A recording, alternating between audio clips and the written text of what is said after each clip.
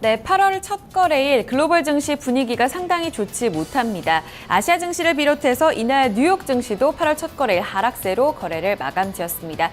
8월 첫 거래일 종가부터 확인해 보시죠. 다우지수가 0.52% 내리면서 17,600선을 하회했습니다. S&P 500 지수도 2,100선을 밑돌았고요. 나스닥 지수 역시 0.25% 내렸습니다. 3대 지수 가운데 다우지수의 하루 동안의 양상부터 체크해 보겠습니다. 먼저 대내외적으로 지표가 좋지 못했습니다. 먼저 어제 중국 쪽에서는 제조업 PMI 지수 발표가 됐는데요. HSBC PMI입니다. 하지만 이제는 차이신과 마킷이 공동으로 발표를 하게 되는데 이 민간 제조업 PMI 지수가 2년 내 최저치 47선까지 내려앉았습니다. 이런 가운데 미국에서 나왔던 이날 ISM 제조업 지표도 예상치를 하회한 결과를 보였습니다. 글로벌 경제 대체로 좀 회복에 의구심이 생기는 구간이 되는 모습이었었고요. 이 같은 분석으로 인해서 글로벌 전반적인 원자재 수요가 줄어들 것이다. 이 같은 전망이 원자재 시장에 타격을 입혔습니다. 유가가 6개월 내 최저치까지 떨어지면서 에너지 관련 섹터들 종목 중심으로 매물 출회가 거셌습니다. 다우지수는 이 구간 중심으로 저점을 형성했고요. 저점보다는 조금 회복한 구간 17,598포인트 선으로 종가 마무리 지었습니다. S&P 500 지수 확인해 보시죠. 비슷한 출렁임이 있었습니다. 장 초반에는 강보합권 전환 시도가 있기도 했었는데요. 에너지 섹터 중심으로 매물줄에 거셌고요. 이날 에너지 섹터들 전반적으로 2% 넘는 하락세를 보였습니다. 0.28% 내리면서 2,098포인트 선에서 마무리됐습니다. 나스닥 지수까지 확인해 보시죠. 이날 반도체 종목들 그리고 바이오 섹터 중심으로 전반적으로 투자 심리가 좋지 못한 가운데 저점보다 조금 더 올라선 구간에서 거래 마감지었습니다. 5,115포인트 선 8월 첫 거래 종가로 마무리 지었습니다. 3대 지수 전반적으로 좀 밀린 구간에서 거래를 마감짓는 모습입니다. 전반적인 글로벌 경제 회복에 대한 의구심이 원자재 가격 시장 타격으로 이어진 모습이었는데요. 자세한 내용들 외신 통해 들어보도록 하죠. 우성문 기자 살펴주시죠. 네, 뉴욕 증시에 영향 미쳤던 소식들 외신 통해 살펴보겠습니다. 앞서 들으신 것처럼 원자재 시장이 추락하면서 투자 심리를 악화시키는 모습이었는데요. 특히 7월 지난 한 달간 최악의 한 달을 보냈던 국제유가는 8월에도 하락 흐름이 이어지고 있는 모습입니다. 월스트리트 저널 통해 좀 더 자세히 살펴보시죠. Brent crude falls below $50 a barrel. 현지 시간으로 어제 월스트리트 저널에 따르면 브렌트유는 5.2% 급락한 49.52달러의 거래를 마감했습니다. 이 브렌트유가 50달러 밑으로 떨어지는 것은 지난 1월 30일 이후 처음 있는 일인데요. 이와 함께 WTI 가격도 부진했습니다. 뉴욕 상업거래소에서 서부 텍사스산 원유 9월물은 4.1% 내린 45달러 17센트를 기록하면서 6년 내 최저치에 근접하는 모습을 나타냈는데요. 이 국제유가는 공급 우위 전망이 이어지고 있는 가운데 중국 내에서 수요가 줄어들 것이라는 우려감의 하락세를 이어가고 있습니다. 특히 어제 발표됐던 중국의 7월 PMI 확정치는 47.8로 2년 내 최저치를 기록하면서 우려감을 더욱 키우고 있는데요. 이란의 핵 협상 역시 악재로 작용하고 있습니다. 지난 1일 이란 현지 언론에 따르면 비잔 남다르 잔간의 에너지 장관은 이란의 제재가 완전히 풀린다면 원유 생산은 하루에 50만 배럴씩 늘어날 것이라고 예상하며 우려감을 키웠습니다. 따라서 대부분의 전문가들은 8월에도 이와 같은 유가 하락세가 이어질 것으로 내다보고 있는데요. 이와 관련 전문가들 멘트 함께 살펴보겠습니다. 먼저 이날 이 블룸버그와 인터뷰한 존 킬더프 어게인 캐피탈 석유 전략가는 곧 40달러가 붕괴돼서 연말의 유가는 배럴당 30달러대로 떨어질 것이라고 비관적으로 전망을 했고요. 이뿐 아니라 이 데이비드 허프슨 오일 브로커리지 전략가는 월스트리트 저널과의 인터뷰에서 하반기에 유가가 회복될 것이라는 전망은 사라졌고 얼마나 더 내려갈지 우려감만 커지고 있다라고 전했습니다. 네, 이날 발표된 경제 지표들도 부진하게 나오면서 투자 심리를 더욱더 악화시키는 모습이었는데요. 특히 미국의 제조업 관련 지표들이 부진한 모습을 이어가면서 미국 경제 전반적인 회복에 의구심을 들게 하고 있습니다. 이 소식 마켓워치 통해 자세히 살펴보시죠. ISM manufacturing data raised some doubts about the economy. 현지 시간으로 어제 마켓워치에 따르면 ISM은 7월 제조업 구매 관리자 지수, 이 PMI 지수가 52.7을 기록했다고 밝혔습니다. 이 위축과 확장을 가늠하는 50은 넘었지만 6월 수치와 또 전문가 예상치였던 53.5를 하회하는 모습을 보여서 실망감을 안겨줬는데요. 이 세부 항목 살펴보시면 다소 좋지 못합니다. 먼저 이 세부 항목 신규 고용 지수 같은 경우에는 56에서 56.5로 늘어났는데요. 하지만 고용 지수는 53.5에서 52.7로 하락하는 모습이 나타났습니다. 또한 이뿐 아니라 수입 지수는 1년 만에 최저 수준인 52를 기록하면서 우려감을 키우고 있는데요. ISM은 여름 들어서 제조업 경기 둔화세가 나타내고 있다고 설명했습니다. 특히 유가 하락이 제조업 경기에 악영향으로 작용하고 있는데요. 여기에 달러 강세 역시 제조업 경기에 타격을 주고 있습니다. 밀란 뮬레인 TD 시큐리티 전략가는 미국 경제가 하반기로 갈수록 성장 모멘텀을 잃어버리고 있다라고 평가했고요. 아담 콜린스 캐피탈 이코노믹스 전략가는 달러 강세가 이어지며 해외 수요가 줄어들어 제조업 부문 어려움이 지속될 것으로 보인다라고 평가했습니다. 증시 영향 미쳤던 소식들 외신 통해 함께 살펴봤습니다. 자, 이렇게 지수의 흐름과 또 증시에 영향을 미쳤던 외신 소식들 살펴봤습니다. 자, 그러면 지수 내 구성 종목들, 개별 종목 마감 상황은 어떻게 됐는지 주요 종목 마감 상황 살펴보도록 하고요. 종목별 외신 소식도 함께 알아보도록 하겠습니다. 시황센터로 다시 넘어갑니다. 어이지 앵커 그리고 우성 기자 계속해서 전해주시죠. 네, 간밤 마감했던 종목들 살펴본다면 하락 종목이 더 우세했던 하루였습니다. 다우지수 구성하고 있는 30개 구성 종목 가운데서 이날 19개 종목이 내렸습니다. 쉐보론 텍사코와 엑소모빌 등 에너지 섹터 중심으로 큰 폭의 하락이 이어졌고요. 코카콜라와 트래블러스, 월마트 등 소매 판매 섹터가 호조를 기록했습니다. 하락률 상위 종목입니다. 지난 금요일장에서 실적 발표했던 쉐보론 텍사코와 엑소모빌이 금요일장에서 4% 밀렸는데요. 이날 추가적으로 3%, 2% 각각 밀린 구간에서 거래 마감지였고요. IT 종목도 부진했습니다. 특히 애플에 대한 우려감 커졌고요. 2% 넘는 하락세를 보였습니다.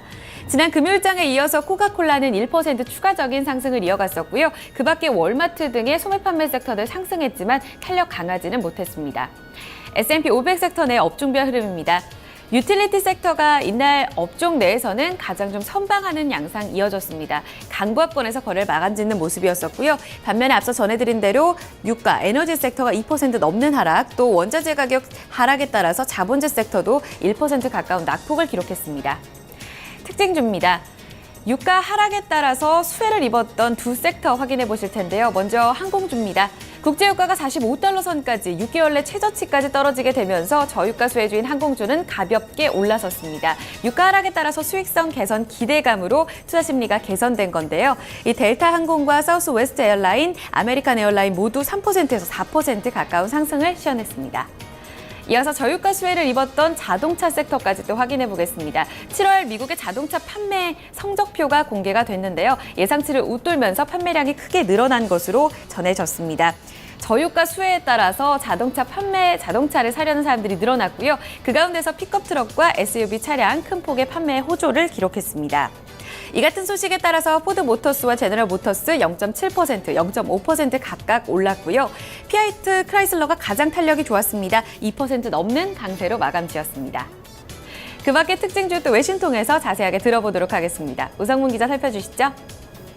네, 종목 주요 소식 외신 통해 함께 살펴보겠습니다. 앞서 들으신 것처럼 저유가로 인해서 자동차 기업들은 수혜를 보고 있는데요. 지난 7월에도 미국의 자동차 판매는 예상을 웃도는 호조를 나타낸 것으로 확인됐습니다. 자세한 소식 블룸버그 통신 통해 함께 살펴보시죠. US car sales top estimates with GM, Ford, Fiat Chrysler wins. 현지 시간으로 어제 블룸버그 통신에 따르면 제너럴 모터스는 7월 자동차 판매가 지난해 같은 기간보다 6.4% 증가했다고 밝혔습니다.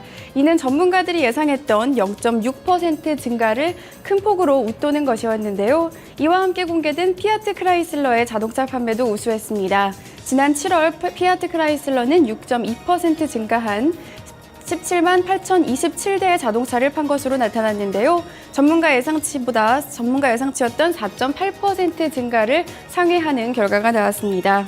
포드도 이 기간 총 22만 2,731대의 자동차를 팔면서 2006년 이후 최대 월간 실적을 기록했습니다. 특히 트럭과 스포츠 유틸리티 차량에 대한 인기가 높았다고 자동차 제조업체들은 설명했는데요. 최근 저유가가 이어지면서 미국 내에서 자동차 판매가 호조를 이어가고 있는 모습입니다. 이 소식에 GM의 주가는 0.5%, 포드의 주가는 0.8%, 피아트 크라이슬러의 주가는 2.15% 상승했습니다. 다음은 실적 공개한 기업 살펴보겠습니다. 미국 최대 닭고기 제조업체 타이슨 푸즈가 예상을 하회한 실적을 공개했습니다. 이 소식에 주가도 큰 폭으로 하락하는 모습을 보였는데요. 자세한 소식 USA Today 통해 함께 살펴보시죠.